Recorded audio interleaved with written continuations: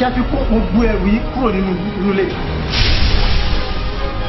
àwọn míì ní nàìjíríà wà sí fún àwọn olóṣèlú wọ́n ti dojú òfin bolẹ̀.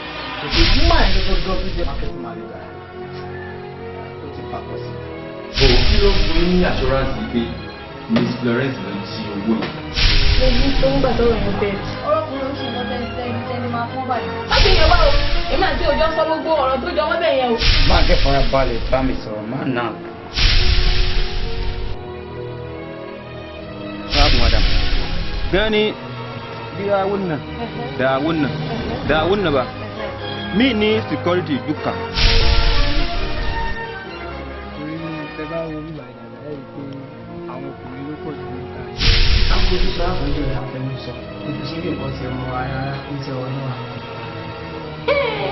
ó ṣì ní tó bá ń tẹ wọn pẹ ẹranko tó ní ìwòsàn yẹ kí gbèsè máa yọjú oúnjẹ àwọn kan padà eléyìí.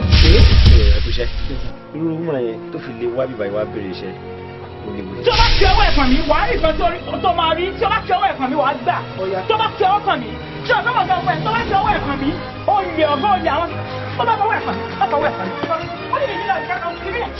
orúkọ mi ni barrister ọlọ́ládé yàtì. Barrister ti kú tipẹ́.